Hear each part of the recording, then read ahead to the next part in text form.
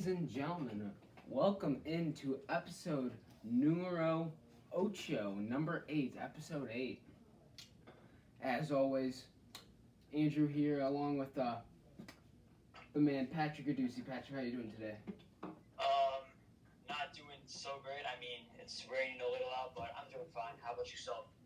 And yeah, it's really gloomy out. I mean, I don't know exactly why. It just is gloomy out. So let me tell you about today's show. We'll be giving grades and talking about the NFL draft.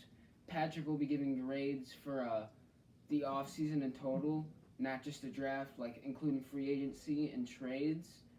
I will be giving grades for just the draft. And Patrick, what are you looking forward to in this episode? I'm just looking forward to kind of the basis for these teams going forward and how the offseason moves made both in free agency and the draft will affect the direction the franchises are going and moving forward. Yeah, I mean, no doubt. I mean, there's some clear winners and some clear losers, I would say. Wouldn't you say the same? Yeah, there's some clear winners and some clear losers, and I think that it's going to be obvious which moves work and which do not. Yeah, so, you ready to get down, or is there anything else? I'm ready. Let's get into it. All right, we'll be giving our NFL offseason and draft grades right now.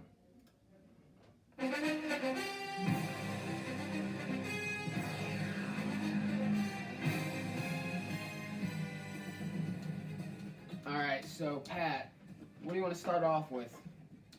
To make it easier, I think we should just go alphabetically down the list. So let's start in Arizona. The Arizona Cardinals. Do you want to give the draft first, or should we go for free agency first? Go ahead and give the free agency first. Okay, so I think the Cardinals were huge winners here. First of all, they were able to get rid of David Johnson's ridiculously overpaid contract. A running back who essentially, he played like a backup last season after they brought in Kenyon Drake. And for that, they were able to get DeAndre Hopkins, a 4th-round pick, and they even had to give up a 1st-round pick for him. Along with that, they were also able to bring in Jordan Phillips, defensive tackle from the Buffalo Bills, huge part of the Bills' defense last year, second and first best defense in the league. And those were the major pickups. And everyone that was on the bubble of maybe demanding a trade, they franchise tagged. They tagged Kenyon Drake, which is huge for them. And yeah, I think that the future of this team is very good going forward. Yeah, I mean, no doubt about it. I mean, they're perfect. What was your grade for the draft or for the offseason for them? What'd you give them on an A through F scale? I gave them an A-. All right. Yeah, for the draft, the Cardinals did really good in the draft. My grade for that, I gave them an A. I mean, when you get Isaiah Simmons at the A spot at linebacker, I mean, that's a good pick. He'll go perfect along with Chandler Jones and Jordan Hicks. That's honestly one of the best linebacking cores in the NFL. Devontae Campbell as well. And then you go along with their 3rd-round pick, a guy who should have been a 1st-rounder, Josh Jones. And they needed offensive line help. They got it with Josh Jones. I feel like the Cardinals GM, that their whole organization, Kyler Murray, they should all be jumping for joy that they got Josh Jones in the 3rd round. Yeah, no doubt. I think that maybe taking Isaiah Simmons was a little risky. Really? Knowing that they might not get a good offensive lineman later in the draft. Oh. No doubt it was a great pick. But the fact that they got him and Josh Jones, I think that was a steal of the draft. At least one of them. Yeah, I also say Zach Baun will be a steal of the draft. I mean, they also got Rashard Lawrence, a great defensive tackle from LSU. He'll sure make an impact on that team. And then Eno Benjamin will be a good backup for DJ Foster and Kenyon Drake. So I like how this Cardinals team is in the NFC West. It will be one of the best divisions in the NFL this season. I agree. I think the only thing holding them back is that the NFC and the NFC West in particular, you can make the argument that's the best division in football right now. So I feel like they could be like the Cleveland Browns this year, where they have a lot of talent, but their division's just too tough defensively. So we'll see how they do. Okay, moving on to the Atlanta Falcons. I gave them a C plus based on the offseason moves. You know, they added Dante Fowler from the Rams and Todd Gurley from the Rams. But these two players, Dante Fowler did have a good season, but Todd Gurley, you could argue, was coming off the worst season of his career. You know, didn't have a single game of 100 yards rushing. So, you know, what's the deal with him there? Was that just an off year, or is he really peaked yet? I don't know. But they were also able to bring in Hayden Hurst, a good tight end from the Ravens, to replace the loss of Austin Hooper, which they do have a few big losses. They lost Austin Hooper to the Browns, Desmond Trufant to the Lions, although he did have not so great of a year. Devontae Freeman, who they cut, debatable move. But yeah, I think that this team made some moves that they're trying to hope will pay off later on and save some cap space. But yeah, I think that they lost some pretty valuable players to that team, but they also signed some decent players from some other teams. So they didn't have a great offseason. They didn't have a horrible offseason. I gave them a C plus. Yeah, I mean, looking at the Atlanta team in the draft, I gave them a B minus. They got A.J. Terrell, a cornerback, a position they needed, and I've seen A.J. Terrell play. That was a good pick. He's a good cornerback. I mean, C.J. Henderson would obviously be better, but he wasn't available by then. So A.J. Terrell was definitely the guy you would pick there. And defensive end, they took Marlon Davidson from Auburn, which I thought was a great pick. I mean, Pat, did you have him going in the first round? Marlon Davidson? Yeah. I had him going, I believe, 31st to the Niners. That was a steal. Yeah, that was a steal because I had Marlon Davidson going like 34th overall, like the second pick in the second round. So Marlon Davidson, that was a great pick at 47. There's a lot of questionable picks and a lot of steals in this draft. So I'm interested to see how these players play out this season. Yeah. Okay. Moving on to the Baltimore Ravens. I think they were huge winners in this draft. First of all, they were able to basically steal Calais Campbell from Jacksonville. That was a perfect example of a very functional, high-achieving, established franchise taking over a mediocre and not-so-functional franchise. They got Calais Campbell for a fifth-round pick. You know, granted, he's in his 30s and probably not in the prime of his career, but I mean, this guy, he's been like the last 5 Pro Bowls. He's still a dominant defensive end. And so for them to add him to that, I mean, that's by far the best defense in the league. I mean, from front seven to linebackers to corners to safety, they just added. He's landed in the perfect spot for Calais Campbell. I think that was a great move by the Ravens. They were also able to re-sign Jimmy Smith. They got Michael Brockers from the Rams. So I mean, just imagining how dominant the Ravens defense is going to be next year. It's going to be a little scary, not gonna lie. But as far as losses go, they cut Tony Jefferson, the safety. I'm not sure they necessarily needed him. Same with Brandon Carr at corner. They got a lot of good corners already. And then they lost Hayden Hurst, but I mean, they got Mark Andrews as their tight end. So the people that they lost, I think that it was smart losses. I don't think they necessarily need them, but I think the additions that they made, I think they're the best roster in the NFL. Really? Yes. All right. In the draft, I give them an A because they filled in their needs so well. What they need? They needed linebacking depth and more linebackers. They went out and got Patrick Queen, a great linebacker out of LSU, and then what I would think is a steal in Malik Harrison in the I can't even pronounce it. In the third round, in like the I'm not gonna try.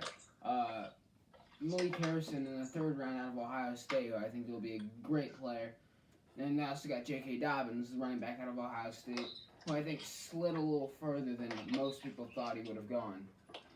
So I give him an A, just for those 3 picks, making perfect fits their roster.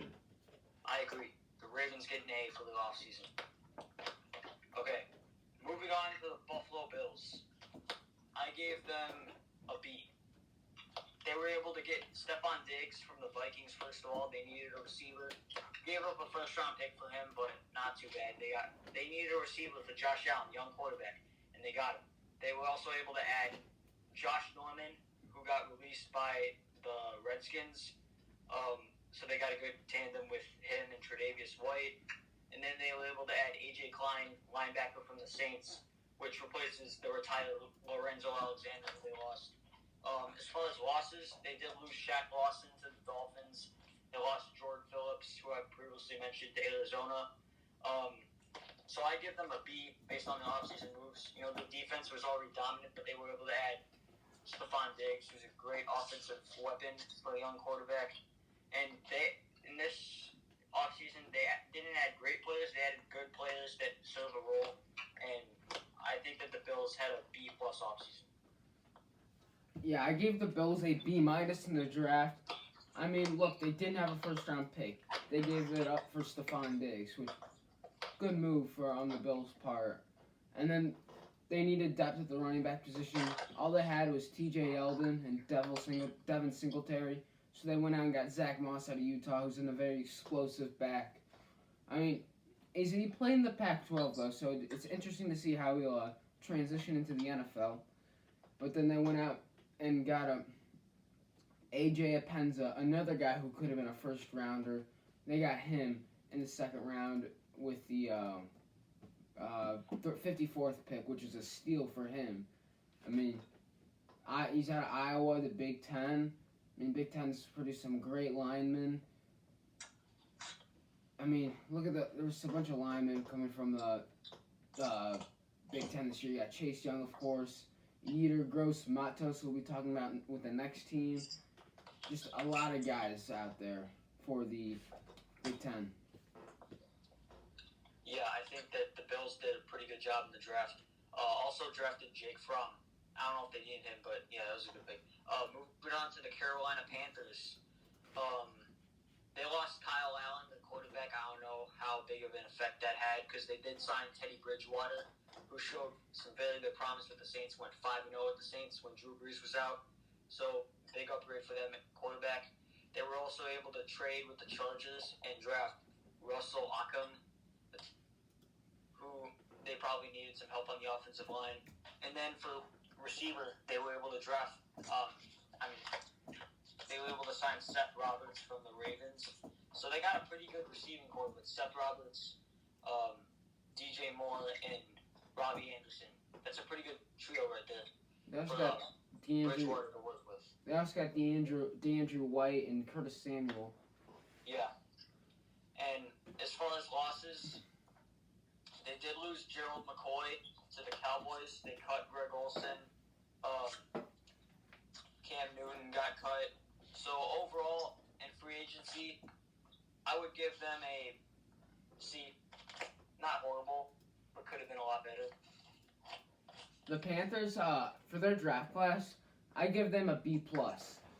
I mean, when you look at who they drafted, they really bolstered up that front four with Derek Brown, the defensive tackle from Auburn, who was a great addition, the second best guy besides Chase Young on that defensive line coming in the draft. And then you got Yetur Gross-Matos from Penn State, who slid for some reason, I don't know why, but he's just such a fierce guy on the front presence.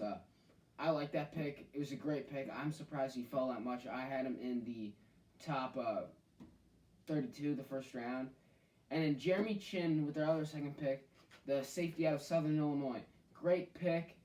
I mean, they were probably hoping Anton Winfield Jr. and Grant Delpit, who were sliding down, were still going to be available there.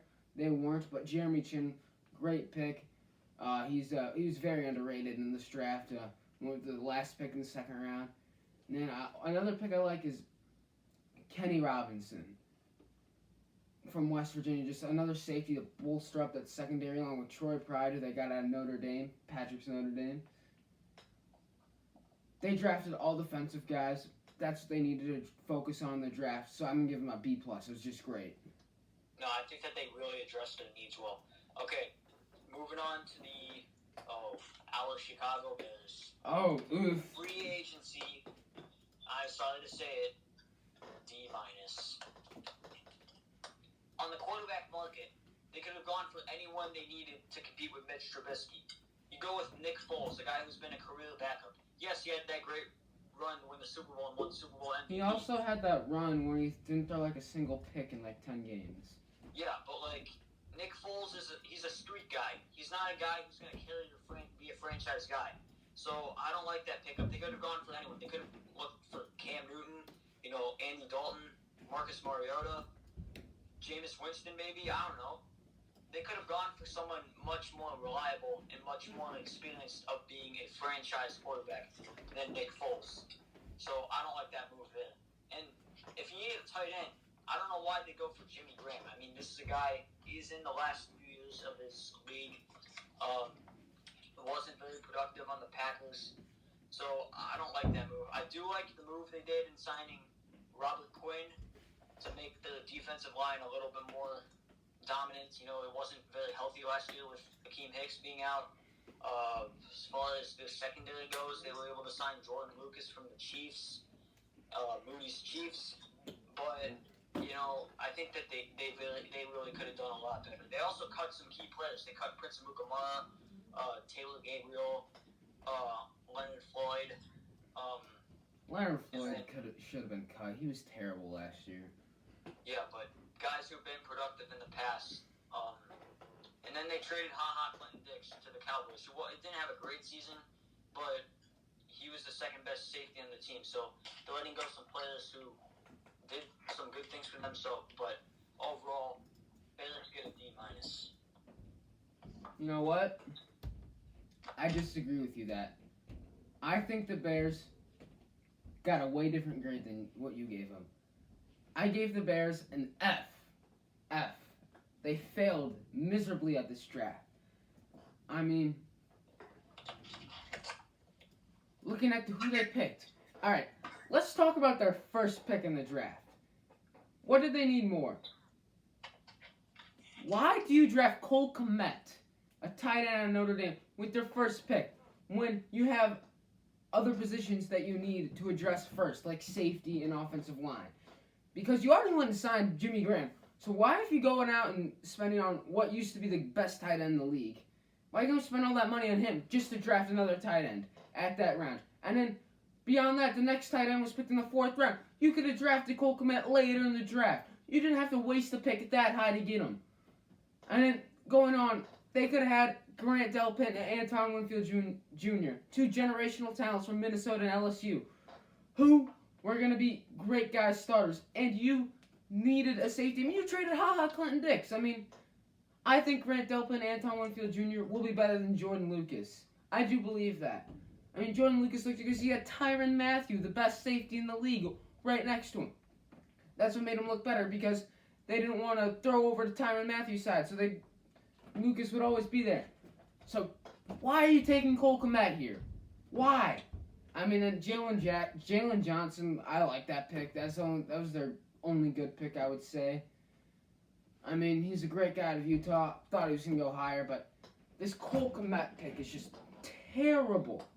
Terrible. I mean, why go sign Jimmy Graham? Why? Like, am I missing something here? No. Right now, they have 2, 4, 6. They have 9 tight ends on their roster right now. 9. You don't need 9 tight ends. Why? You got Adam Shaheen, a 2nd rounder that you've drafted. This has been terrible. He came out of like some NAIA school, Ashland. Is it D3? It's D2. Sorry, my bad. But and then you have Demetrius Harris, a former Chief. I mean, he was fine, but he had Travis Kelce, so he was just there. Why go spend all this money on Jimmy Graham just to draft Cole Kmet? And then makes no sense. And then why do you wait till the 7th round to bolster up your offensive line? Why? You knew Kyle Long retired. You haven't done anything to help him. They literally haven't. Charles Leno, Bobby Massey, Cody Whitehair, James Daniels. That's all they've got. Who is the next? Rashad Coward? Are they going to play Arlington Hambright, who they got from Tennessee State? Or he was from Colorado. Latavius Simmons was from Tennessee State. Why did they waste these? And then, I don't know. The Bears are a terrible friend. This is just why. I don't know. I'm done with the Bears. Moving on. Just terrible. F. Yeah. Worst draft in the whole league. All right. Moving on to the Cincinnati Bengals.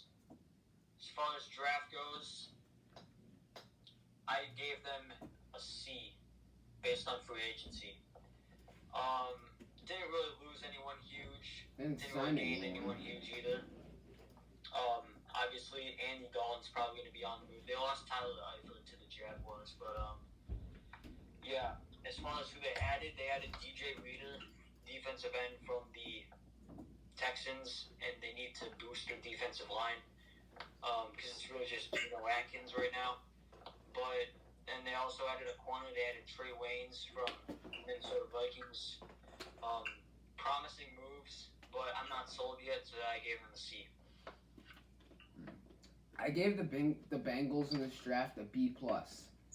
Not B, not B+, B. Listen, Joe Burrow, best pick. I mean, looking at that pick, that's an A. Grand Slam, needed a quarterback. Andy Dalton's nothing, he's old. So you got a good pick there. But then with your second first-round pick, I'm sorry. I may be a Clemson fan, but there are way better guys on the wide receiver market at that point when T. Higgins was drafted. I mean, looking at it, there was Denzel Mims still available. You had Michael Pittman still available. Or it was the first pick of the second round, my bad. You had Michael Pittman, Laviska Shenault from Colorado, KJ Hamler, Chase Claypool. Now, granted, I wouldn't say Claypool and Hamler are better than T. Higgins, but I'm saying Pittman, Shenault, and Denzel Mims are still available. Now that one, I feel like it's a high risk, high reward kind of pick there. Yeah, I agree. Moving on to the Cleveland Browns. I gave them an A based on free agency. They were able to get a quarterback to compete with Baker Mayfield, Case Keenum.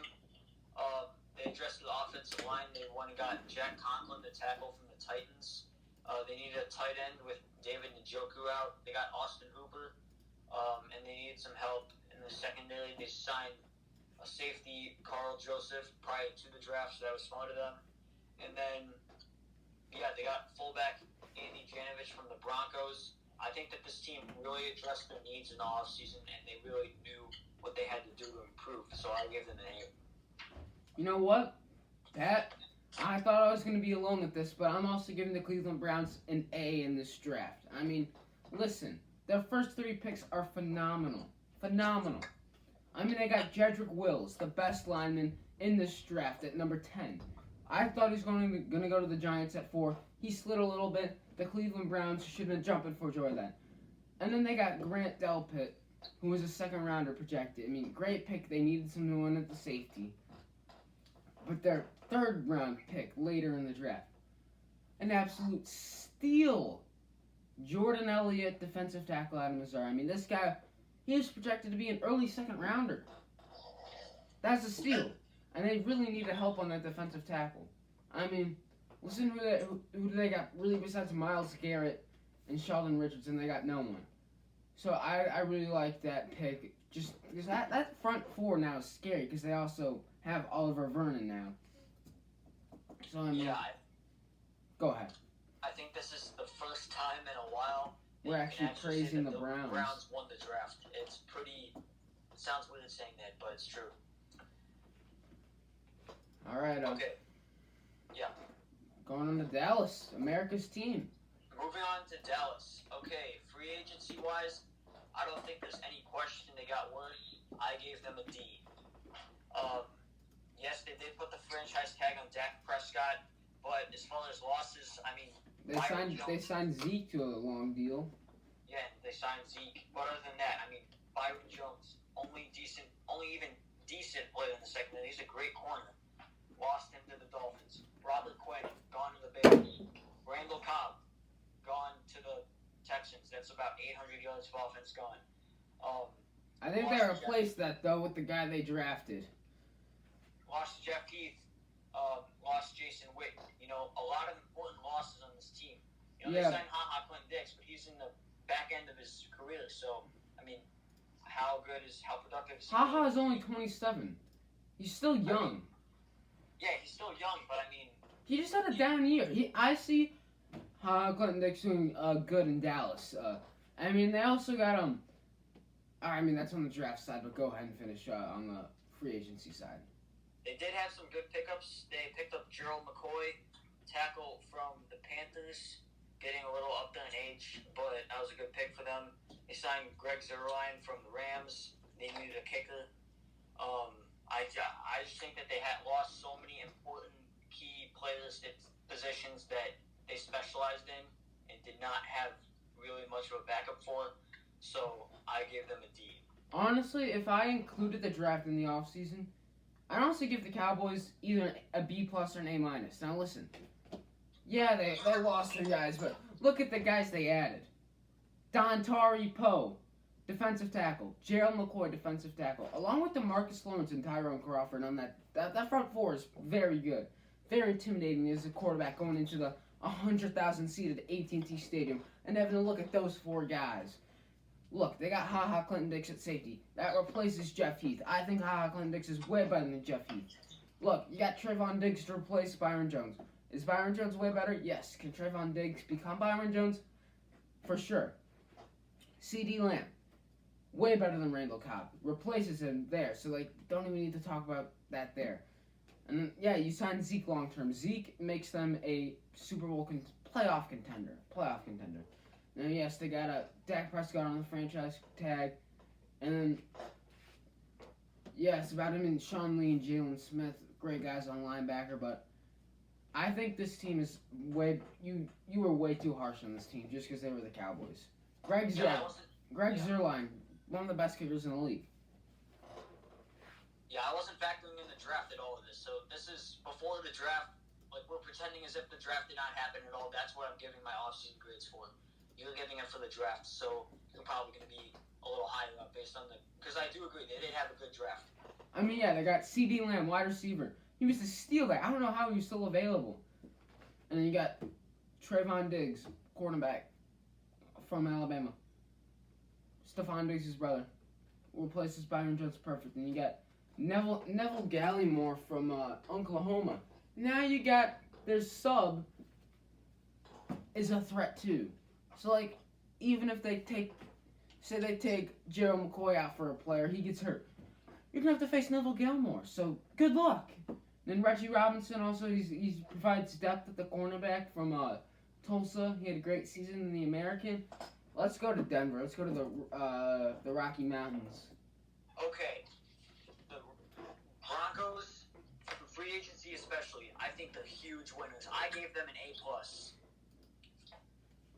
They were able to place the franchise tag on Justin Simmons, who I think you could argue, based on the season he had last year, is one of the best safeties in the league, if not the best. I'm excluding Tyron Matthew from that because I don't know if he's a safety because he can pretty much play everything. But yeah, Justin Simmons is top 2 or 3 safety in the league probably right now. They also added an underrated defensive lineman from the Titans, Jarrell Casey.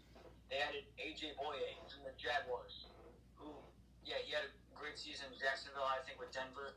With Vic Fangio, defensive mind, they're going to have a great season there. They also added Melvin Gordon, running back from the Chargers. They didn't want to pay him. He signed with the Broncos. That's a huge pickup for them. They did lose Chris Harris to the Chargers, but A.J. Boye replaced him perfectly. They lost their fullback, Andy Janovich, but, I mean, they can address that later on. This team made some great offseason moves, and I think that Denver is going to be the team that bumps the win total up by a lot next season. I think they're making the playoffs. I give them an A+ based on free agency. Alright, yeah, I just paused it. I'm gonna pick up right there. We were at 29-21 now. I'm not gonna do anything. I'm just gonna add it in like it was just a conversation. Okay.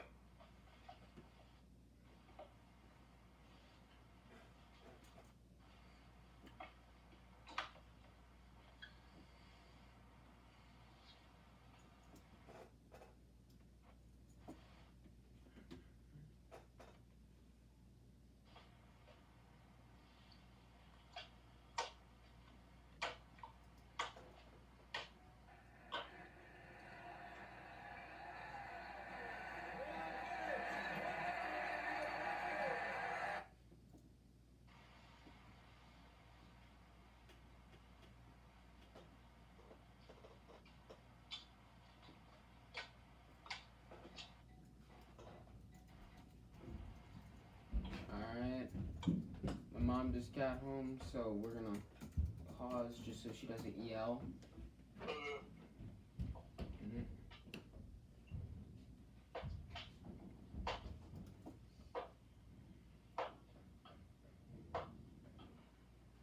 I'm trying to find a.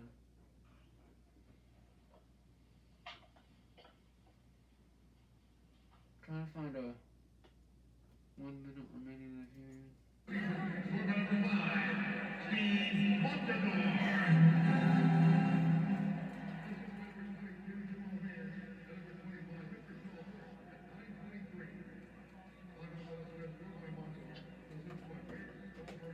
Patrick, it's your favorite guy. Listen. I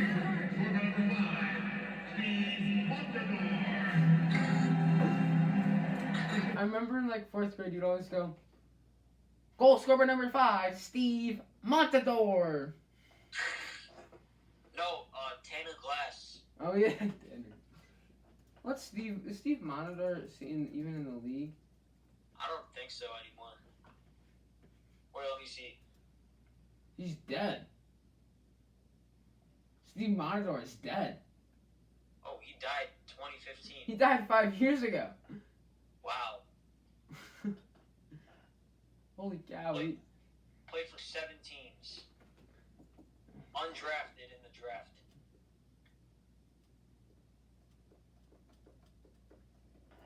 What's Ray Emery up to? Remember him? The old black Oh, Ops? he drowned in Canada or something like that. How do you He was drown? dead. How do you drown? Yeah. Ontario, Canada. How do you drown? I don't know. Wait, let me see what happened. He drowned at like a yacht club. How do you drown? Blackhawk goal scorer number 5, Steve Montador. Emery went swimming with friends at the Royal Hamilton Yacht Club in Ontario. He jumped off a boat, and his friends called emergency services at 6 a.m. Wait. Why would he jump off a boat if he didn't know how to swim or something? Wait, did it say his body was found at 2:50 p.m., about 18 meters from where he went into the water? Who referred the incident as a case of misadventure. The search for Emery took longer than anticipated due to unspecified safety team before they could enter the water. An autopsy indicated that Emery was drowned, and police concluded the investigation is non-criminal. What the hell happened there? Did he not know? Did he seriously not know how to swim? And like, how do you like jump? Like, why would you jump in if you didn't know how to swim? I know. I feel like something had to like pull him into the water. It doesn't say how high up he was when he jumped. It just says he jumped off a boat. Yeah, that's interesting.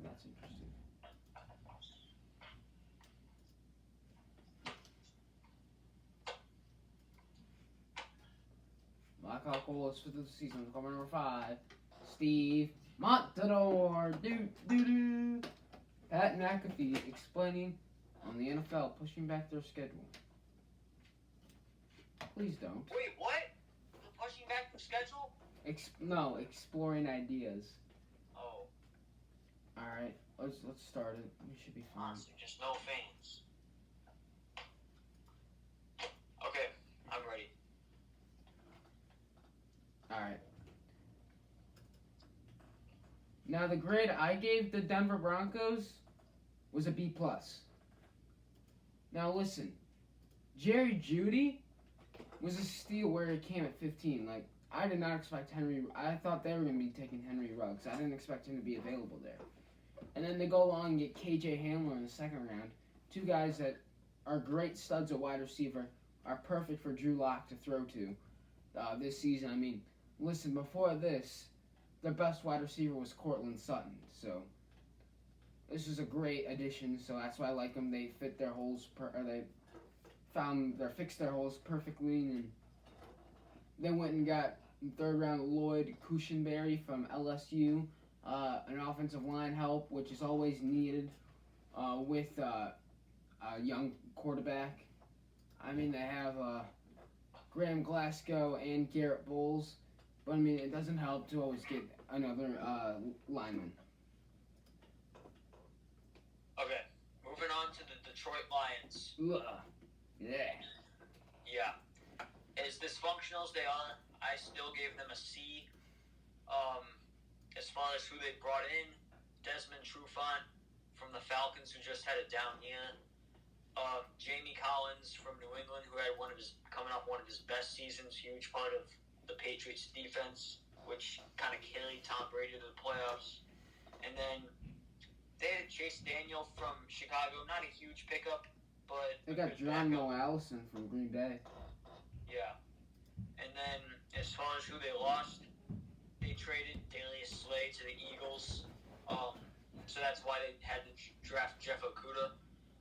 They lost Graham Glasgow to the Broncos, who we just talked about. So huge loss in the offensive line. And then they lost Rashawn Melvin to the Jaguars. So that's why they needed some help in their secondary. So this team, I think, they had a decent offseason based on free agency. So I gave them a C. And Pat, where did Geronimo Allison play college ball at? Where? University of Illinois. Solid. Yeah, so I like him, even though he was a Packer. I mean, now he's a Lion. Alright.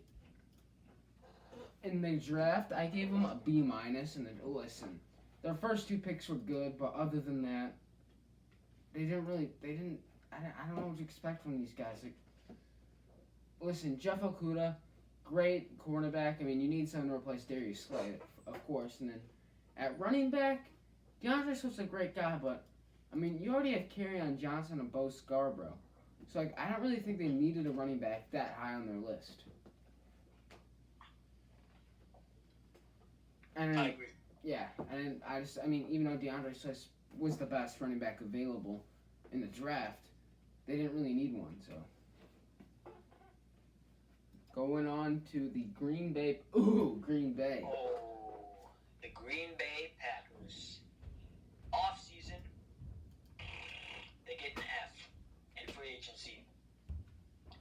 The only good pickup, even like somewhat decent of a pickup, and this is a little bit of a stretchy value, Devin Funchess at wide receiver. But if you're going to add a wide receiver, don't get Devin Funchess. You got to get a receiver in the draft, and I'm very surprised in this draft. They could have had Denzel Mims, T. Higgins, Michael Pittman. But Devontae Adams is the only somewhat reliable receiver Rodgers had last year to go to, and they didn't add anything for him. So I think they lost the offseason, and they really cost themselves. I mean, granted, I hate the Packers, but still, I got to judge as if I'm not a fan. And they had a horrible offseason. I can't put it any other way. They lost Brian Bulaga, the tackle, to the Chargers. They lost Blake Martinez, I think one of the most underrated linebackers in the league. He's always trying to make a tackle. He's a tackle machine. And they lost him to the Giants. Huge loss for the defense. Geronimo Allison, as you just said, to the Lions. Probably the number 2 receiver when healthy. He's gone. And then Jimmy Graham. He didn't have a great year, but still, he was the tight end. And they lost him. So, and they added Christian Kirksey from the Browns. He's not going to change and replace what Blake Martinez does. So, I give the Packers an F. I don't think the offseason could have gone any worse, and I think you're going to continue to explain that with the draft. I mean, listen. You want to tell me about that first-round pick the Packers took? Yeah. What are you doing? What are you doing? You have Aaron Rodgers, a Hall of Fame quarterback, in the back end of his prime. You mean he's 36. You have him for about 3 more years of, like, where he can get you at a chance at the Super Bowl. I mean, he took you to the the conference finals, the conference championship. He took you there. He's been there. Listen. Why'd you draft Jordan Love? I mean, I can see it maybe if it was Tua, if Tua fell that far, but Jordan Love? You kidding me?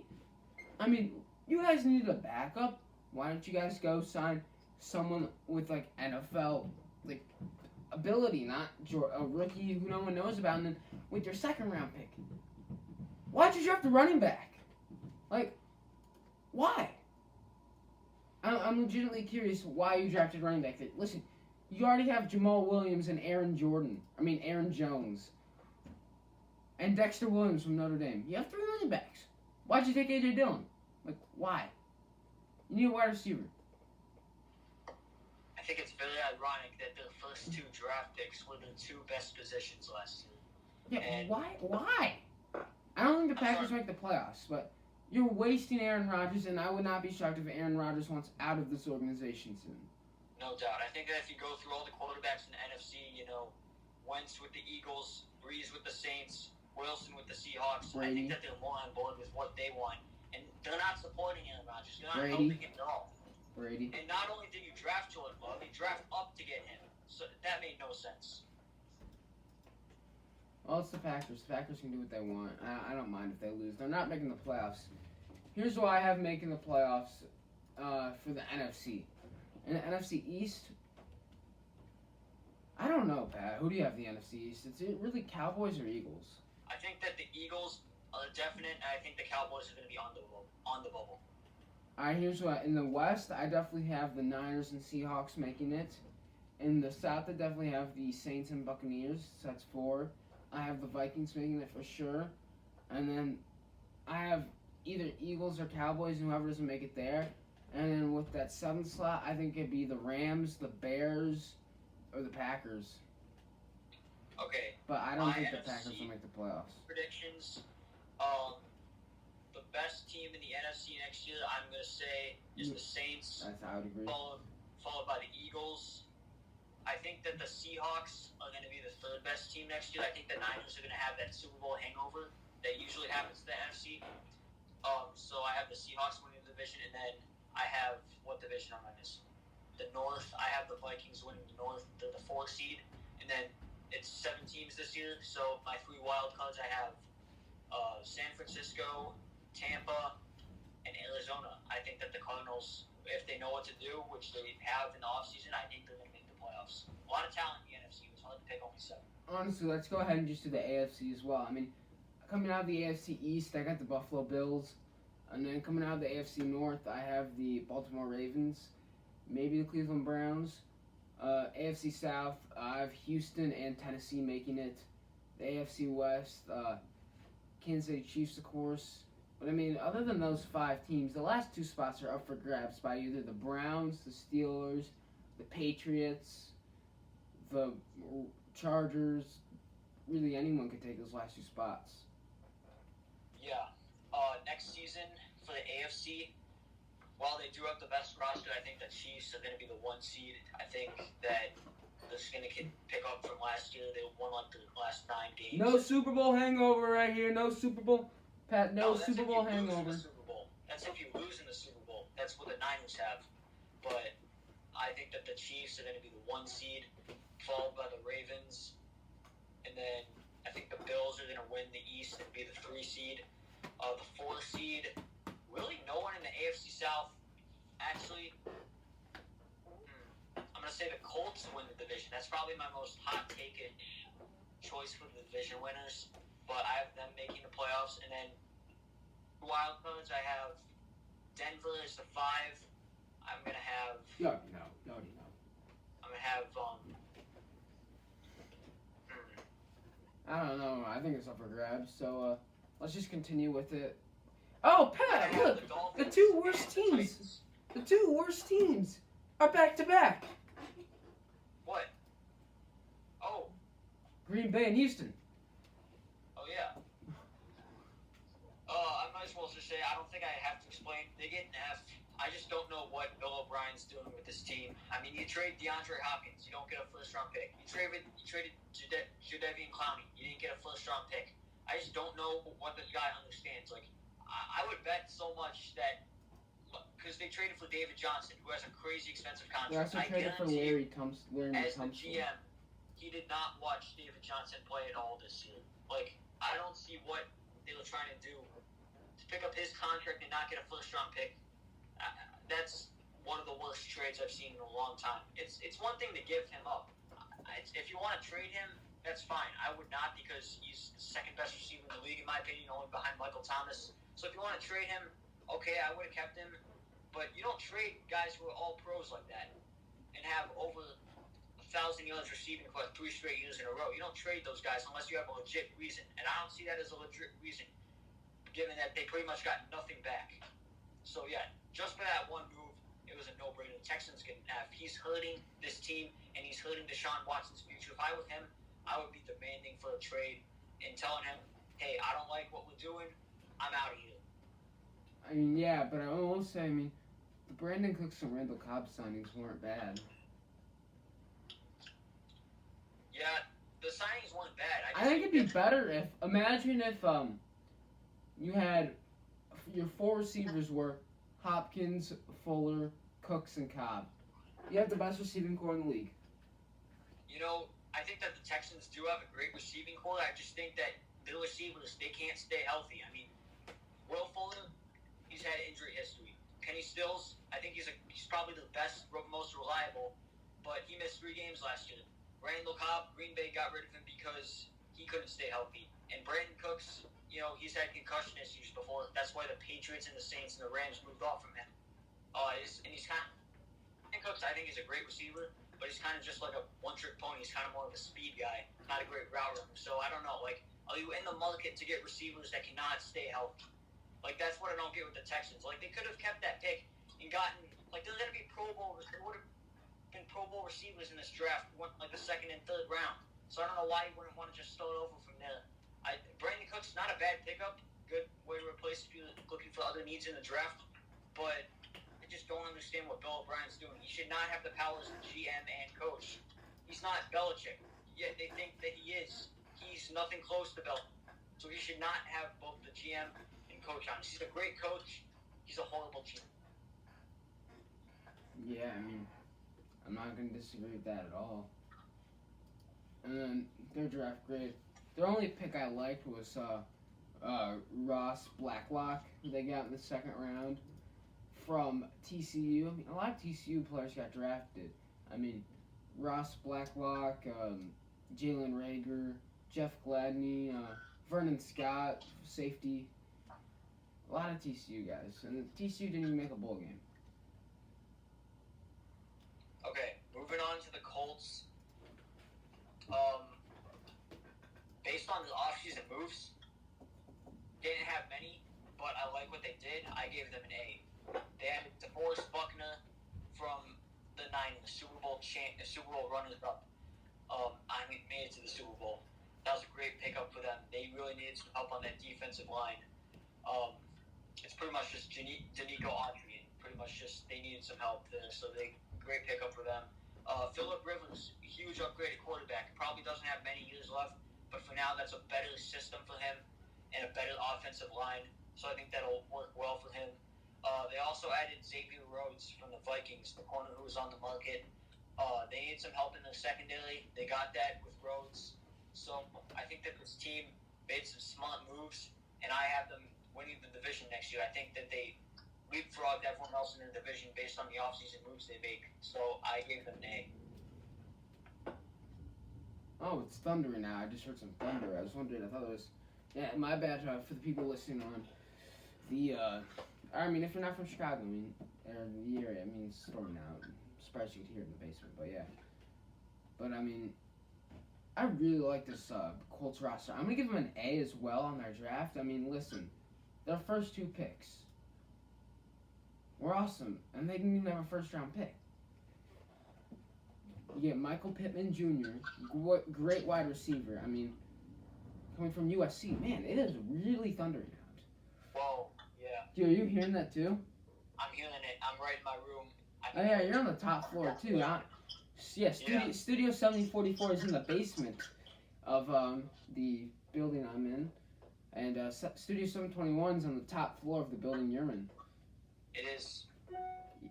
Yeah, but I really like this team, man. You got Jonathan Taylor, running back out of Wisconsin. We all know Wisconsin produces great running backs unless your name is Monty Ball. I've said that before. I mean, we don't need to go over the names, but I will anyway. Melvin Gordon, James White, Corey Clement. Am I missing one?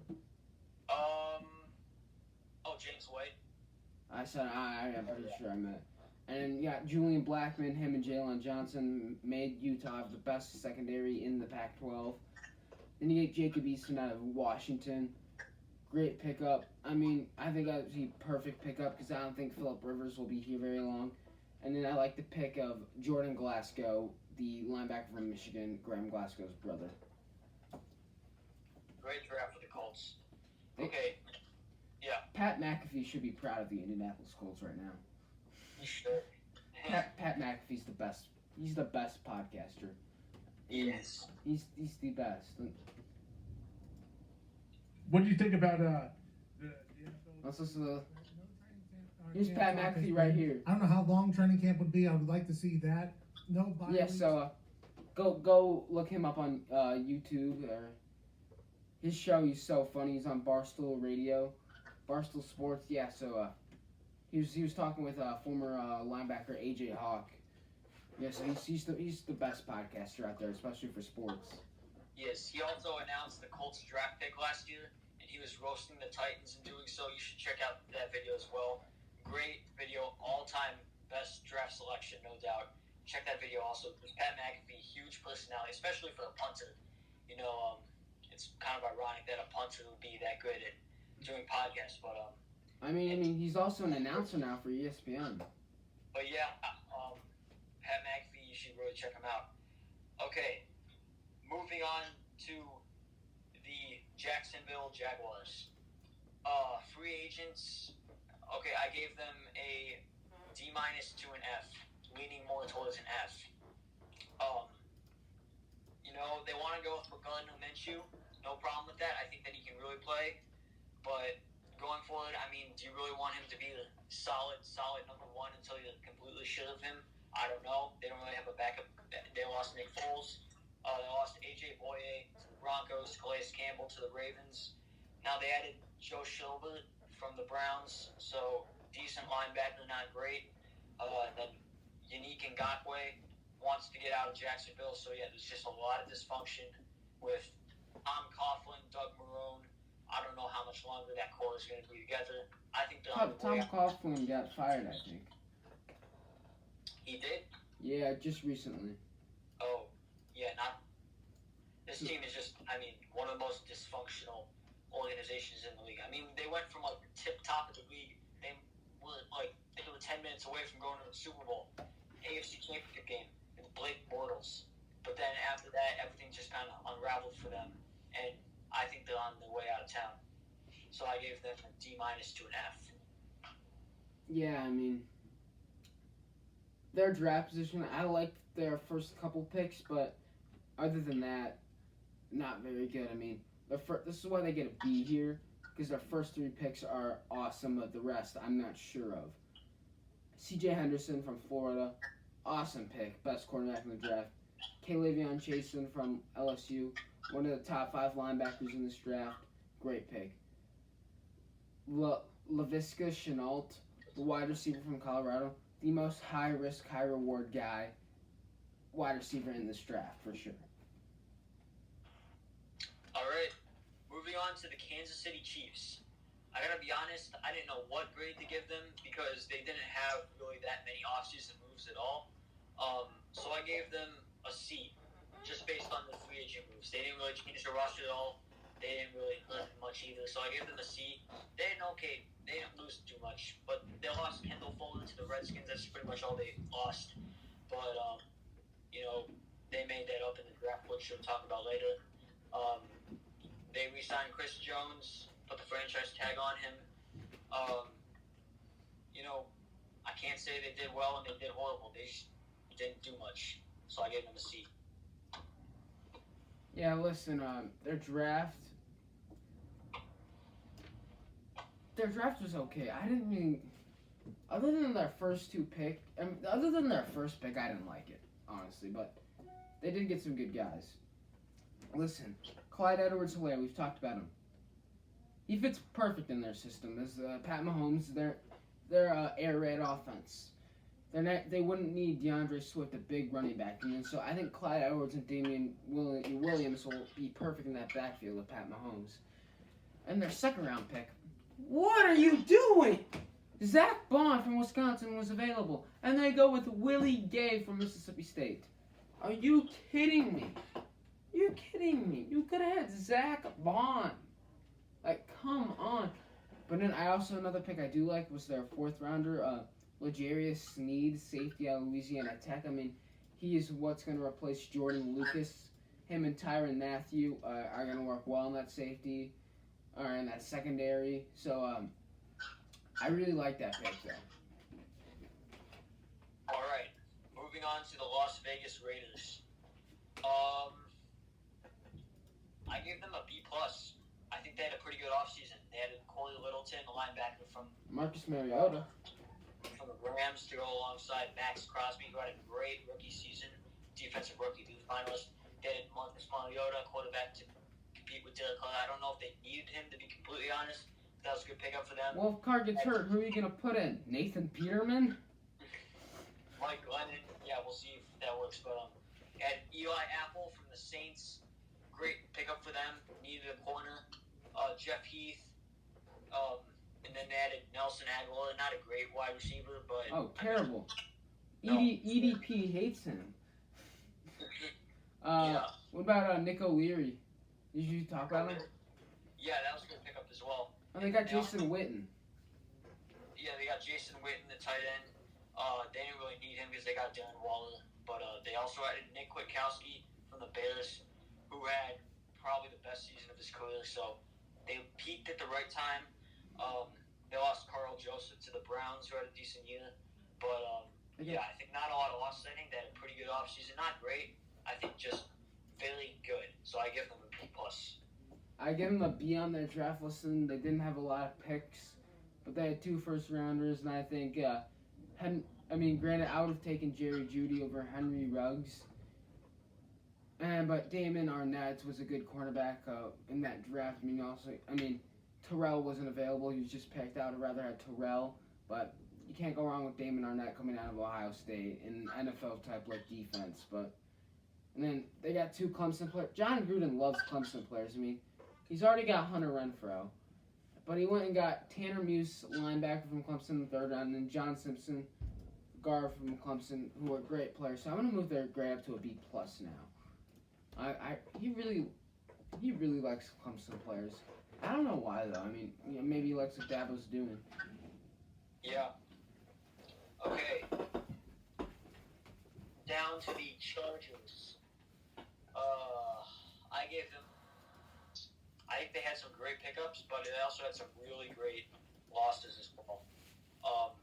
They added Brian Bulaga, the tackle from Green Bay, to help the offensive line loss for Russell Okung, Panthers. They had Trey Turner on the offensive line. And then they added Chris Harris, great corner from the Broncos, who had a down year, but still a very productive player. And then Linval Joseph, defensive lineman for the Vikings, who makes the plays every time. But most of the losses, they lost Phillip Rivers, who granted was coming off a down year, but then they have to find some magic in Justin Herbert, and I don't know if they necessarily got the guarantee. Melvin Gordon, the running back, wanted more money. He wanted out, signed with the Broncos. And then they lost Adrian Phillips, and granted they have Derwin James, but I think that they need a second safety. And they lost Thomas Davis, the pretty much only good linebacker last year. So I didn't think they had a good offseason by any means. I think they just lost too much to overcome. So I gave them a C-. All right, before I tell you about the dumbest team in the NFL who drafted terribly with their first pick in the 1st round, we will take a quick break, and we'll be right back on Zoomer Sports Radio. Thank you for listening. We will be right back just after this quick word from our fake sponsors. Welcome back to the program here. Today, our sponsor will go to...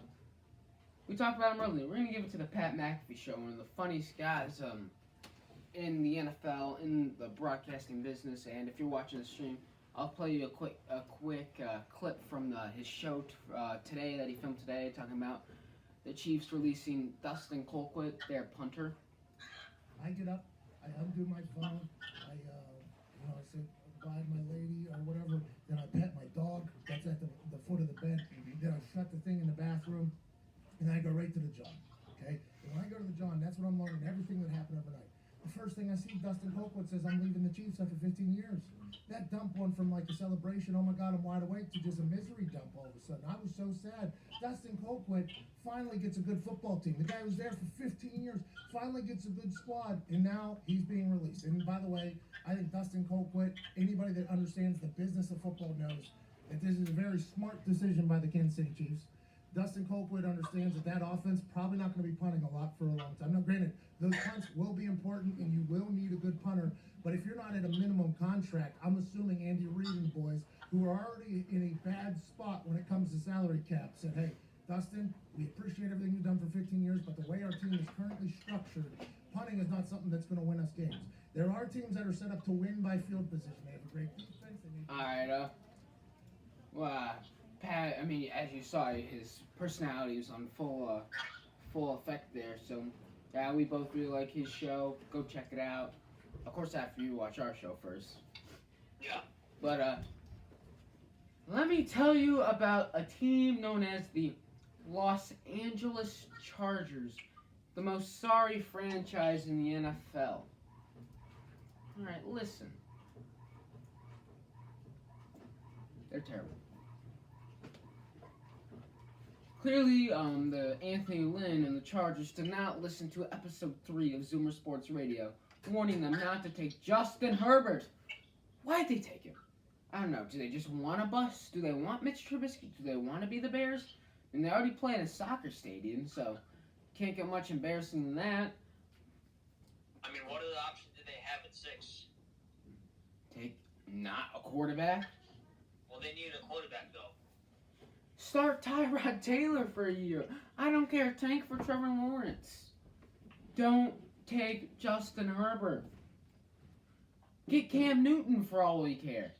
Yeah, that's what I was thinking. They should have signed Cam. Like, this, I mean, their offense is really set for him to fail too. I mean, really, their weapons, Keenan Allen, he's on the back slope of his career. Mike Williams, I'll give you, but really KJ Hill, who they drafted, Josh Kelly, Justin Jackson, and I'm not sure about them.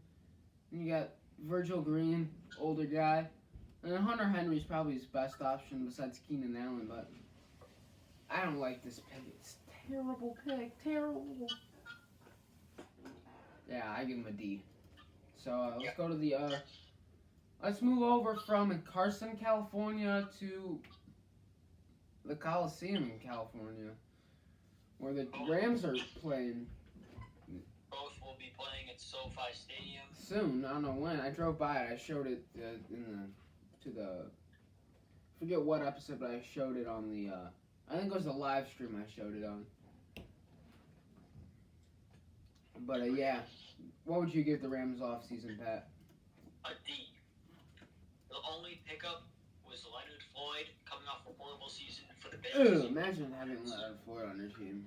Yeah, to replace Corey Littleton, who's probably the best. I mean, much like we say Reno is the biggest little city in the U.S., I would say Corey Littleton is the best player in the NFL that you've never heard of. He just makes every tackle. He can go in coverage. Huge loss for them. And to replace with Leonard Floyd, that just doesn't make a lot of sense. Coming off when he's sloping, did not have a great year at all with the Bears. And then they also lost to Kelroby Coleman. Now Jalen Ramsey's really the only real cover corner, based on who they lost at the trade deadline last time. But they lost Dante Fowler, probably one of his best seasons, to the Falcons. Michael Brockers to the Ravens. Eric Weddle retired, so they don't really. It's Taylor Rapp as their safety now. And then they cut Todd Gurley, which I think they could regret a few years down the line. So I do not like. I don't feel like the Rams, much like the Texans. I think the Rams in the NFC, the Texans in the AFC. I just don't really understand what they're doing. It seems like I would have said the Packers for the NFC. Well, the Packers at least have proven themselves. You know, The Rams have been to a Super Bowl. They've won a Super Bowl before. The Texans have not done anything. You know, The Rams went to a Super Bowl not last year, but 2 years ago. Okay, but like other than that, they're historically not a very like since the Kurt Warner area. I don't think they've been to the playoffs at all. And yeah, they had 2 good years with Jared Goff and Sean McVay. But that's when they peaked. And right now, I mean, if you take Aaron Donald away from that defense, how good are they legitimately? I don't know. They're just not a very good football team as it stands today in my eye. I gave them a B at the draft. I thought they did really good in the draft, but terrible in the offseason with Pat. I mean, they got Cam Akers out of Florida State. I mean, granted, J.K. Dobbins was still available, but I don't mind Cam Akers. I mean, Terrell Lewis, it's never a risk to draft a defensive player out of Alabama like that pick. Terrell Lewis had him going in the second round, but slid to the third. And then Bryson Hopkins, a tight end from Purdue. Definitely the best tight end in the Big Ten, for sure. Yeah, I think that they had a pretty good draft. Okay, going on to the Miami Dolphins. I gave them an A. I think that's A great. plus for me. I'm actually going to move that up to an A+. They addressed every need that they need, and Brian Flores is a defensive mind. They had some great defensive players. Byron Jones, corner from the Cowboys. They re-signed Xavier Howard. They got Jordan Howard from the Bears. They traded for Matt Breida. They got Shaq Lawson. The running back issues when they traded for Kenyon Drake during the trade deadline. They had Kyle Van Noy, former Patriot. Brian Flores knows him well. Coached him in New England. They added Shaq Lawson, dominant defensive end from the Bills' defense last season. Eric Flowers, great offensive lineman. Ted Karras, Did you say great center for the Patriots. Did you say Shaq Lawson yet? Yes, I did. And they also took Clayton Fagellum for safety. Clayton Fetchel from the Bengals went to Illinois. Yeah. Great pickup for them. And the losses. So did Ted Karras. They did not have any notable losses. And then Devontae Parker, I think, is coming off his best season. He's heading in the right direction. You know. I think Albert Wilson will be a stud. Yeah, no doubt. A lot of people, I think that the Dolphins got a little pissed when people said they were tanking last year. They weren't tanking, they were competing. They just weren't that good of a team. They really got better as the season went along. I think Brian Flores, if we talk about Belichick's former assistants now coaching Matt Patricia, we all agree he's a doofus. He doesn't really know what he's doing right now. I think Brian Flores actually knows what he's doing. You know, he's has a system. He's going to spend a lot of his and they're going to probably try to get with Tua. They're going to probably get him some more weapons next draft. They maybe can go for like a. I think that this team could. Jamar Chase. Jamar Chase, maybe Devontae Smith, Justin Ross, someone like that to go for Tua. I think they're one receiver short of really making some noise, and they could probably. I would not be surprised if they won the division in the next couple of years. I mean, yeah, especially with Brady out.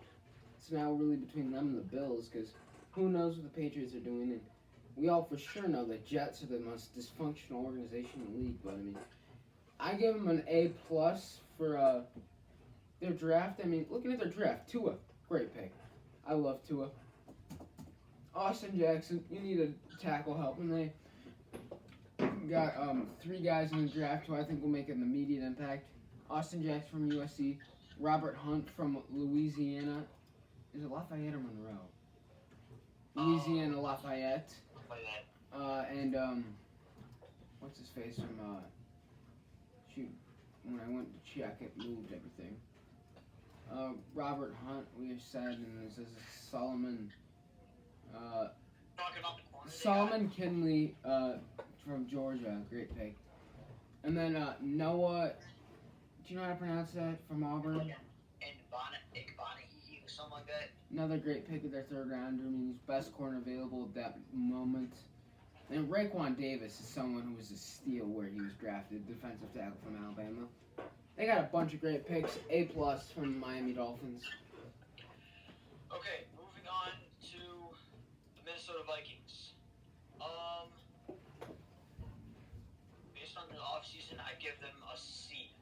You know, they lost some pretty good players, but I think with that roster, they don't really need. They can lose some players and still be in contention. Because I think it's one of the most talented rosters in the NFL. You know, take away coaching and the fact that they haven't really been able to compete for the championship anytime soon.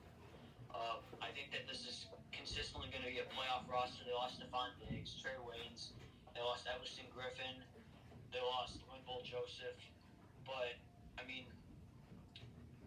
they were able to franchise tag Anthony Harris, which was key for them because he came off his best season, and then they were really smart in the draft. They got a lot of draft picks, so So I think just with that, they were able to win free agency because they got some pretty good picks out of those picks that they were able to get from Buffalo and other teams, which I'm assuming you're going to talk about right here. Vikings got an A in the draft. Justin Jefferson at 22 is a steal. Jeff Gladney, great pick. Isra Cleveland from Boise State, where he fell late in the second round, another steal. Just a lot of great picks. And then they took the quarterback from Iowa in the 7th round, Nate Stanley, for maybe as a backup for Kirk Cousins. I mean, who's his backup right now? It's Jake Browning from Yeah. Washington, I think. Yeah, I wouldn't trust that. So it is. Obviously, I really think they need to re-sign Everson Griffin, though. I agree. Let's go to New England. The Patriots. F. They lost Jamie Collins. They lost Kyle Van Noy. They lost the GOAT, Tom Brady. They're the Buccaneers. Why? Because let's just face it. Belichick's lazy at the draft. I think no one wants to admit that, even though Tom Brady always wins Super Bowls and everything. He was a 6th rounder. They don't know how to draft. Other than that, they've drafted a bunch of guys. Gronk's the only Pro Bowl skill player on offense they've had in forever. Julian Edelman. Pro Bowler? I think he's been a Pro Bowler. He's got to be a Pro Bowler. Julian Okay, Edelman. but they don't draft skill players for Tom Brady. That's why he left. That's why he didn't want to be there. So, based on free agency, I mean, the only person they really signed was Marquise Lee, a receiver that can't stay healthy. So, they get an F from me. They lost Ted Killis, their center, as well as the Dolphins. Division rivals. That's a huge loss for them. So, they get an F.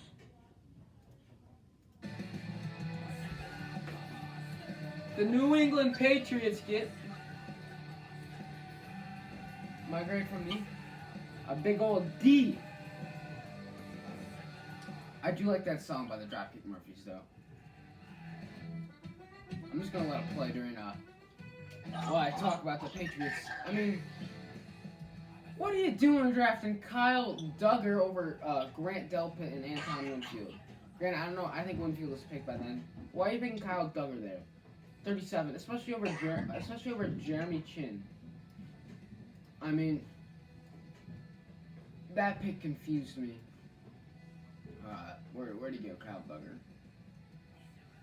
Like 77.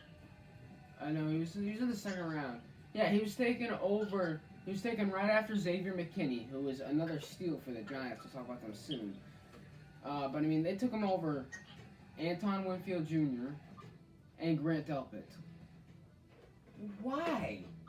And even over Jeremy Chin. I mean, why take a guy out of the D2, or the NAI, I think, or it's D2, Lanier Ryan? Like, why? No, if you want to take a safety, that's fine. But just think about this. They took a guy who played Division II football over the guy who won the Jim Thorpe Award, Grant Delpit. Just think about that. Dumb. Like, what were they thinking? I know he's a Belichick and you can develop players, but still, what are they thinking? I don't know, he's just dumb. Okay, moving on to the New Orleans Saints. They were big winners here. I gave them an A-. Drew Brees resigned. Many were thinking he might be considered retired, and he's back. Taysom Hill re-signed him. Great catch and play for them. They got Malcolm Jenkins, a safety from the Eagles, who won a Super Bowl when he used to be in New Orleans. So great veteran leader in the locker room to bring back. And then they got Emmanuel Sanders from the Niners. You know, they were really lacking a number 2 receiver. Michael Thomas, obviously, we know he set the single-season record for receptions, but adding Emmanuel Sanders will be a good 1-2 punch to go with the receiving end. And yeah, they lost Von Bell, safety to the Bengals. Eli Apple, corner to the Raiders. AJ Klein, linebacker to the Bills. But I think the losses on this team, they were already, I mean, at safety they had Marcus Williams. At corner they had Marshawn Lattimore. At linebacker they had Kiko Alonso and DeMario Davis. So the losses they had were not crucial, were not major. They're not completely keep this team from being a Super Bowl contender. They're my pick to win the NFC next year. I think that the Saints had a great offseason, but I don't think they're quite an A+. They get an A-. Listen, they only had 4 picks in the draft, but Cesar Ruiz, good pick. Zach Bond, steal, so they get a B there. So, yeah, New Orleans, I mean, they're still the Super Bowl contender, and for sure not only the NFC South, even with Brady arriving, but definitely in the NFC for sure. I think they're one of the favorites along with the Seattles of the world and Minnesota's. Would you agree? I would agree. Okay, moving on to the New York Giants.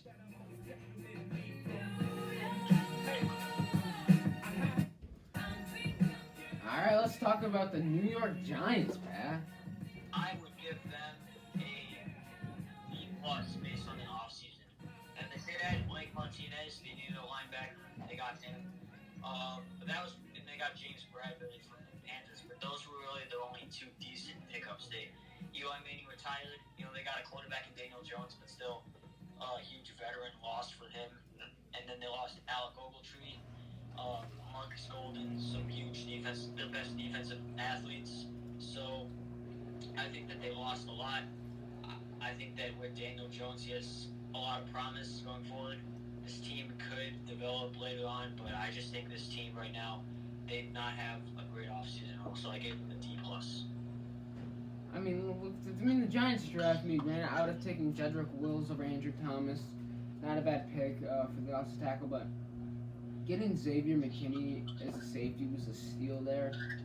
But, I mean, granted, I don't really know much about the other guys that they drafted. I mean, Tay Crowder, I feel like, should make an impact, even though he's a 7th-round pick from Georgia. Mr. Irrelevant. Yeah. See, never mind. I don't get why that's a career highlight. Mr. Irrelevant. I know. But let's go on to the. I mean, they play the same stadium, so New York Jets. New York Jets. The worst franchise in New York. Worse than the the Knicks are the worst. I take that. I retract that statement. You go ahead and go. Knicks are by far the worst. But yeah, the Jets offseason, I would give them a C-. They added George Vance from the Seahawks, and they added Connor McGovern from the Broncos. So yeah, they definitely did address their offensive line in free agency. But I mean, they lost Robbie Anderson, by far the only productive receiver. They lost Demarius Thomas. They lost Ty Montgomery. Not great players, and they lost some of the best athletes. And I think this team did not have a great offseason. I think that they definitely could have done more in the offseason. The draft I thought was pretty good, which you'll talk about. But yeah, they lost Tremaine Johnson, lost some notable players on the team that needed some help. So I gave them a C-. Yeah, looking at this Jets draft, I mean, Mickey Becton, good pick. They definitely need offensive line help.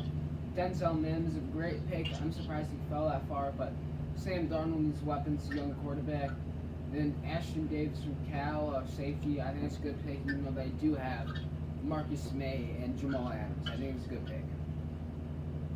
All right, let's go to the city of brotherly love, Philadelphia.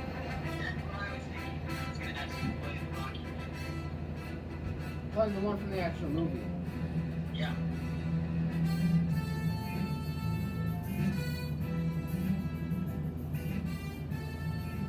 All right, let's talk about Philly.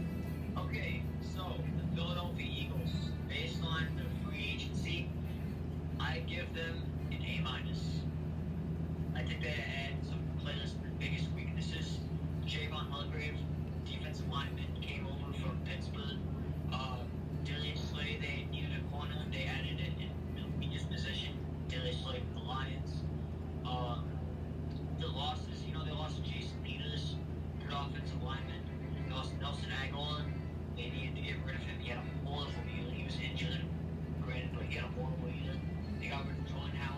that much. Vinny Curry on the defensive end. So I think that they were very smart in the offseason. You know, they got rid of the worst, least productive players that play productive roles on a lot of teams. And really, I think that they addressed their weaknesses pretty well in adding Hargrave and Sled. So yeah, I give them an A. Alright, now, talking about the Philadelphia Eagles, I don't know what they were doing drafting. Listen. Yeah, I know they took Jalen Reagor first round, but Justin Jefferson was available. Like, I don't care that they took a wide receiver. Justin Jefferson was available, who was way better. And then, why are you guys drafting Jalen Hurts in the second round? I mean, granted, I know Wentz doesn't really. Who's Wentz's backup? Josh McCown. I mean, yes, I really. Yeah. No, it's not Josh McCown. It's he is a free agent. It's Nate Sudfeld. So yeah, I don't really see Jalen as a. Why would you take him as a backup? I mean, Carson Wentz is a guy that's gonna mold him. I feel like he would have fit better under like a Phillip Rivers or Drew Brees, Tom Brady-ish kind of guy. Yeah, and I saw something that the Eagles might try to do something similar to the Saints with Taysom Hill and Drew Brees, or that they use him as like a gadget guy. But you don't draft gadget guys in the second round. If that's like a sixth round pick, yeah, maybe. But you don't draft a second round quarterback that you're going to use like a Taysom Hill. If you're spending that kind of cap on a quarterback in the second round, then you're going to use him as a quarterback, not as. So I don't really understand what the Eagles were trying to do there. I think that Jalen can play. I just don't think he landed in the right situation. Yeah, let's go over to the Steelers of Pitt. Let's do some Greg Gumbel. Gotta give some an homage to Greg Gumbel. So, the Steelers of Pittsburgh. Okay, based on the offseason, I would give them a B minus. No, they had some pretty good pickups. They franchise tagged Bud Dupree, had a great year for them. They signed Derek Watt, reunite with TJ Watt, fullback from the Chargers. They had Eric Ebron, tight end from the Colts. I don't know if they needed him with what's his face? Who? Vance McDonald as their tight end, but yeah, it's a pretty good, decent pickup. They lost Javon Hargrave, as I previously mentioned, to the Eagles. They cut Mark Barron, who did not have that great of a season. But yeah, I think that they had a respectable, pretty good, not bad at all, nothing to. They had a pretty good offseason based on free agency. Based on free agency, yes. Based on the draft, no. I give them a C minus. Listen, really, nothing's popping out for me. Looking at their draft board, like they got a Chase Claypool, Notre Dame. Pat, do you want to give us? You watched a bunch of Notre Dame games. You're a fan. Give us a rundown on the player of Chase Claypool. Yeah, you know, he's kind of a receiver that he's not going to run super deep routes. You know, he kind of plays like a tight end where he kind of jumps up and makes the catches. You know, he's great at getting his hands up and getting the catch. But I mean, they kind of needed like a deep play receiver with Antonio Brown obviously being going on. And I don't think that Chase Claypool, he's a great receiver. I just think in that system, that's not what they needed. I don't really think they needed him necessarily, but yeah, good receiver, just wrong destination. Yeah, I mean, really looking at their other picks, Alex Highsmith, linebacker out of Charlotte, McFarland Jr. out of Maryland, Dotson out of Louisiana. That pick I like. I mean, Brooks out of Maryland and Davis out of Nebraska. Nothing's popping off on me, all right? Let's head over to the Bay Area for this one.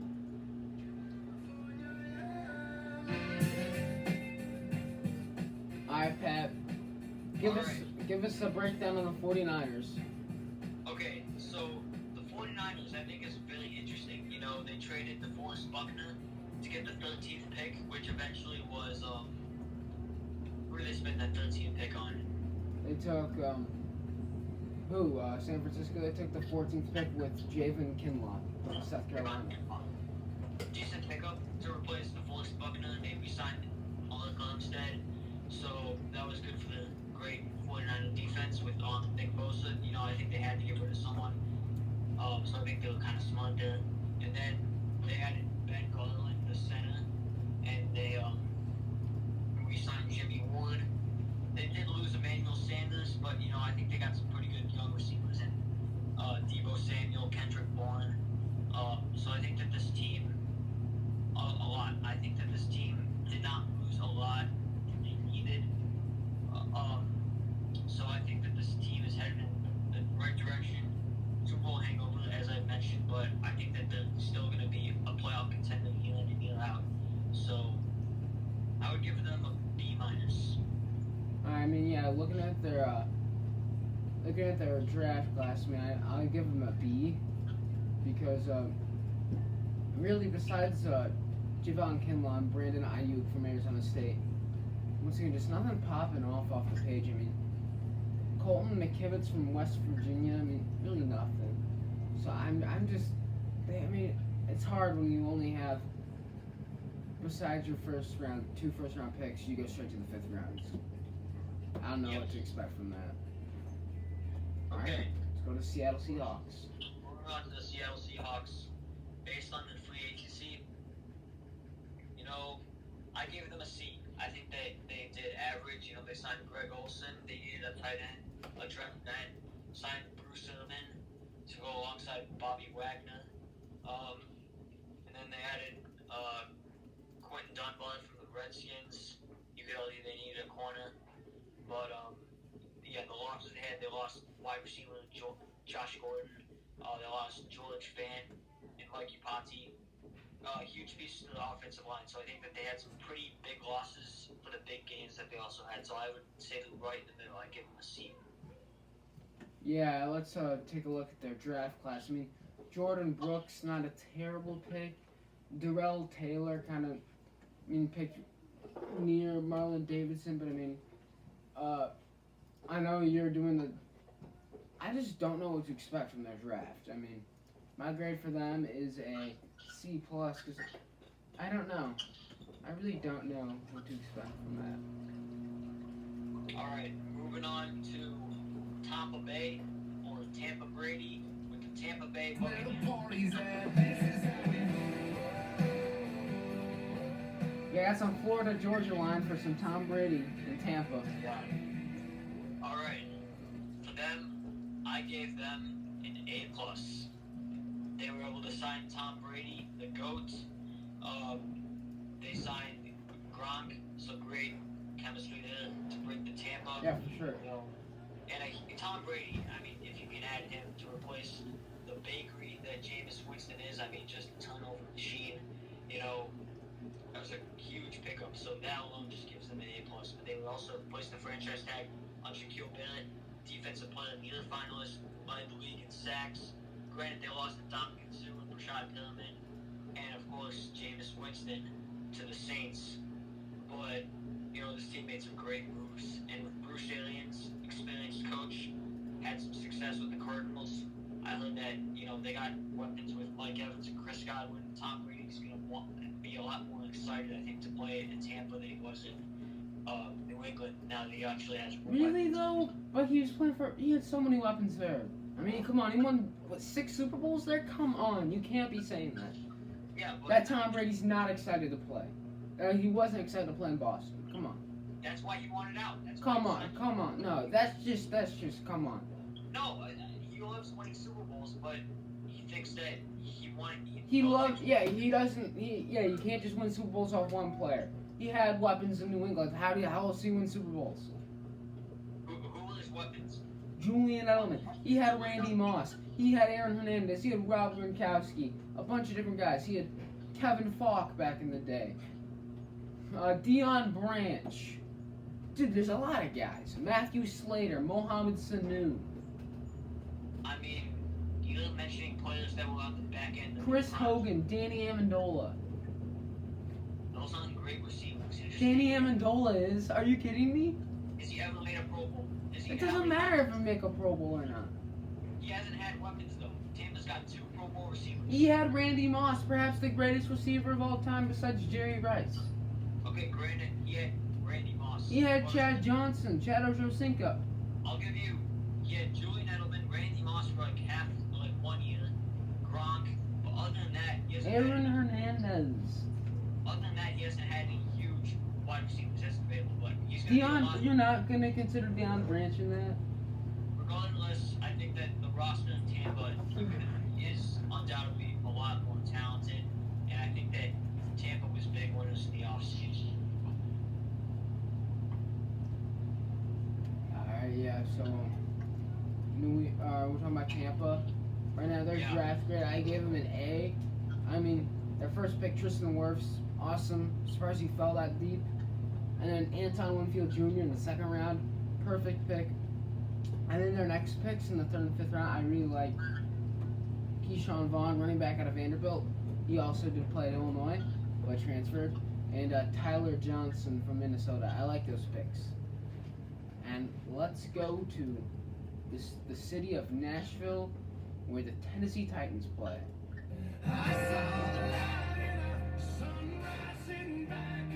Alright, moving on to the Tennessee Titans. Based on the free agency, I give them a D+. I did not think that they did well at all. I think that they placed the franchise tag on Derrick Henry, which was smart. Re-signed Ryan Tannehill, who showed a lot of promise during the back half of the year last year, took them to the AFC Championship game. And then they added Vic Beasley from the Falcons, productive linebacker at times. But other than that, I mean, they lost Marcus Mariota.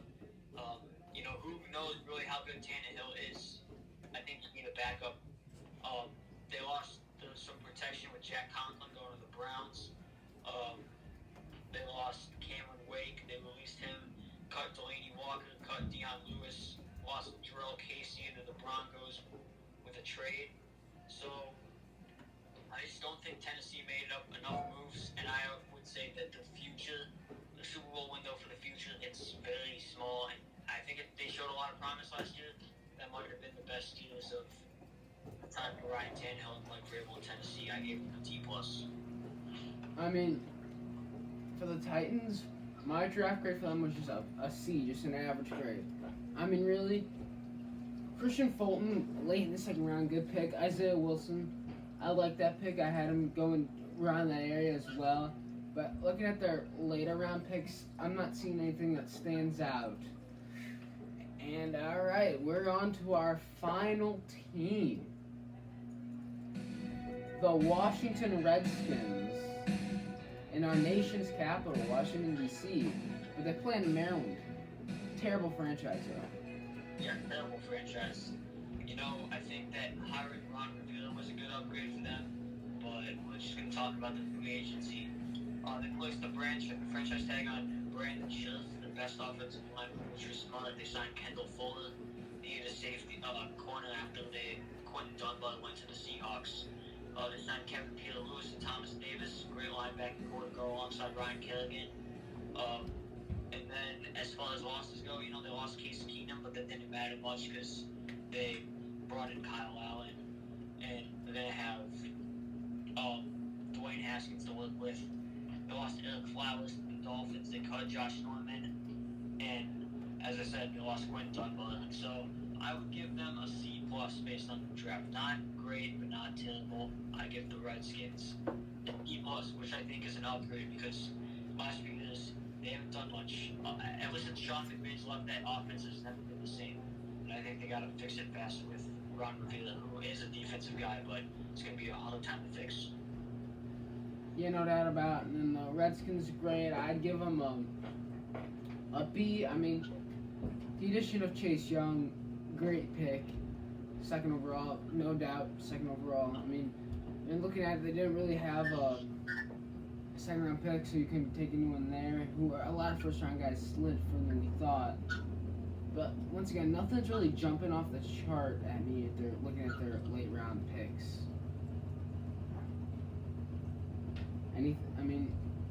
Antonio Gibson, running back out of Memphis. Shahidik Charles from LSU, offensive tackle. And Cameron Curl, safety from Arkansas. Nothing really at all. Yeah, pretty average draft as well. Alright, yeah.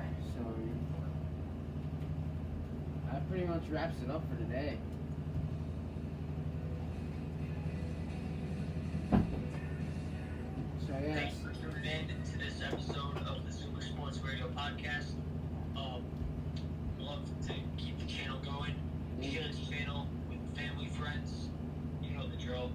Yeah. Thank you for watching. Like, subscribe, do all that.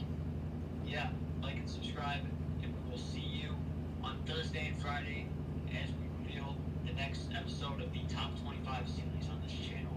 Yes, Pat, should we reveal the topic now, or should we wait and make it intriguing and make them wait? I say we make it intriguing. Let's leave them a little bit. Yeah, good idea. All right, so we will be doing a top 25 either Thursday or Friday. We haven't decided on. Just check the channel both days. Should be up. So yeah, we're looking forward to this top 25. I mean, it's our most favorite segment from our listeners. So Pat, do you want to take us out with Bruce Springsteen? Thank you for watching. Please continue to watch the channel. We very much appreciate all the support. Peace. We will see you on Thursday and Friday. Goodbye.